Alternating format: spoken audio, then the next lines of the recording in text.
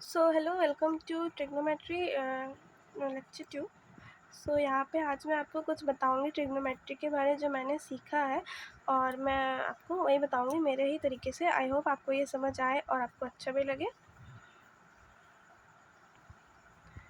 तो आज मैं आपको बताऊंगी कि देखो, आपने बहुत बार देखा होगा कि ये ट्रिग्नोमेट्री में राइट एंगल ट्राइंगल हम लोग बनाते हैं, और इसके ये जो एक तो हमें पता होता है कि 90 डिग्री है, और जब थीटा 37 डिग्री रहता है तो एक दूसरा एंगल जो रहता है 53 डिग्री रहता है। तो हमें वही देखना है कि हम डिटरमाइन कैसे करेंगे 37 डिग्री पे क्या आता है हाइपोटेन्यूस, परपेंडिकुलर और बेस की वैल्यू।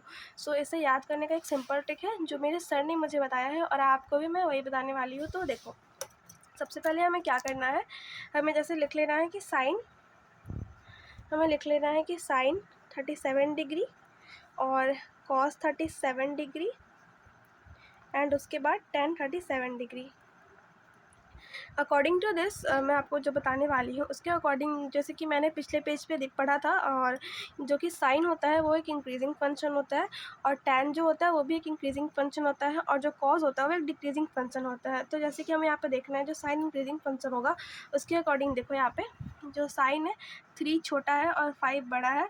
तो यहाँ पे ये 37 और 53 को हम दोनों कंपेयर करें तो इंक्रीजिंग फंक्शन है, तो जो ये 53 है तो वो बड़ा होना चाहिए, इसलिए यहाँ पे जो इन 53 बड़ा है इसलिए 4/5 है, और 37 छोटा है इसलिए 3/5 है।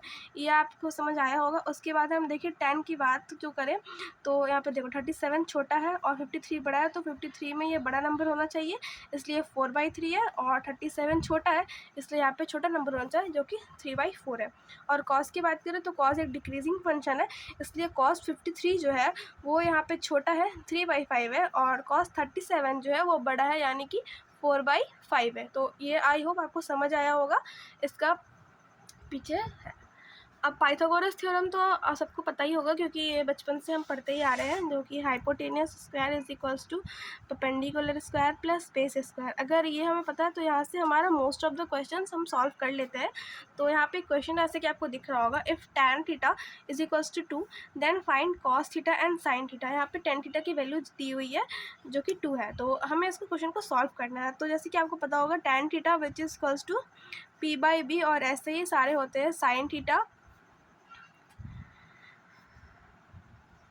तो ये मैंने एक ट्रिक से याद किया, पंडित बद्री प्रसाद हर हर बोले, तो इसको मैं आपको बता देती हूँ।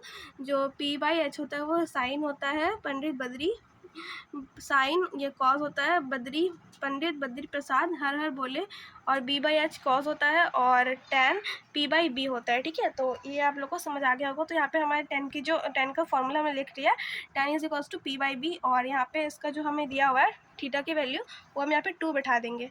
तो आपको पता होगा कि जो भी नीचे के नीचे नहीं रहता उसके यहाँ पे 1 होता है, तो ये हो गया हमारा 2/1। तब हमें यहाँ पे हाइपोटेनस की वैल्यू निकालनी है, उसके बाद हम कॉस थीटा और साइन थीटा फाइंड करेंगे। तो हाइपोटेनस की वैल्यू कैसे निकालेंगे, hypotenuse square is equals to perpendicular square plus base square, perpendicular square यानी कि 2 square plus 1 square which is equals to 4 plus 1। तो hypotenuse square is equals to 4 plus 1 which is equals to 5, और hypotenuse क्या हो जाएगा, √5 हो जाएगा। तो यहाँ पे हमें पता चल गया हमारा p जो कि 2 है, b जो कि 1 है, और h जो कि है वो हमारा 5 है। तो हम साइन की वैल्यू निकाल लेंगे, sign is equals to p/h जो कि हमारा आंसर आ जाएगा 2/√5, और कॉस की वैल्यू निकाल लेंगे जो कि हमारा होता है b/h यानी कि 1/√5। तो यहाँ पे हमारा क्वेश्चन जो है बहुत ईजिली सॉल्व हो जाता है। ये सबसे ईजी क्वेश्चन जो आपको आएगा वो होगा।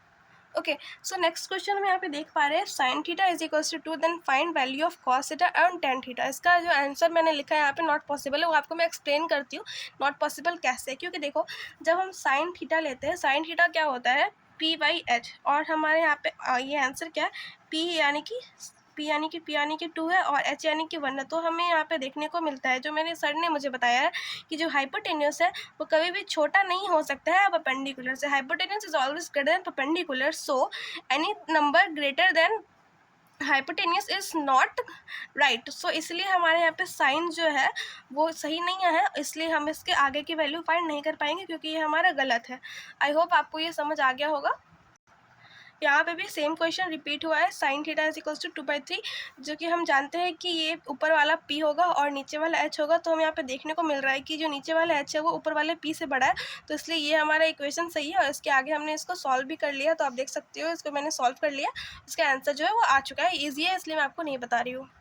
ये जो एक क्वेश्चन है ये थोड़ा हार्ड सा क्वेश्चन है, ये मुझे भी समझने में टाइम लगा था, और मैं आपको चाहूँगी कि अगर आपको ये क्वेश्चन समझना है तो आप मुझे कमेंट करें और फिर मैं आपको ये क्वेश्चन समझा दूँगी।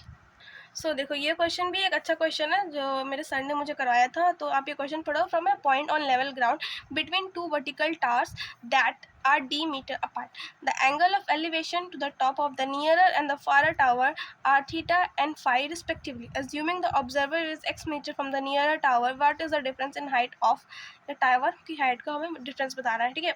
तो यहाँ पे हमारा सारा दिया हुआ है कि टावर कैसे है, किस तरह से। तो मैं आपको यहाँ पे इसको बना के दिखाती हूँ कि इसका डायग्राम किस तरह से बनेगा, उसके बाद ये सॉल्व किस तरह से होगा। तो सबसे पहले यहाँ पे क्वेश्चन मैं लिखूँगी नहीं क्योंकि मैं पढ़ लिया मैंने। तो देखो सबसे पहले एक पॉइंट है लेवल ग्राउंड पर, तो एक पॉइंट हमें लेवल ग्राउंड मान लिया, यहाँ पे एक पॉइंट हमने मान लिया, ठीक है।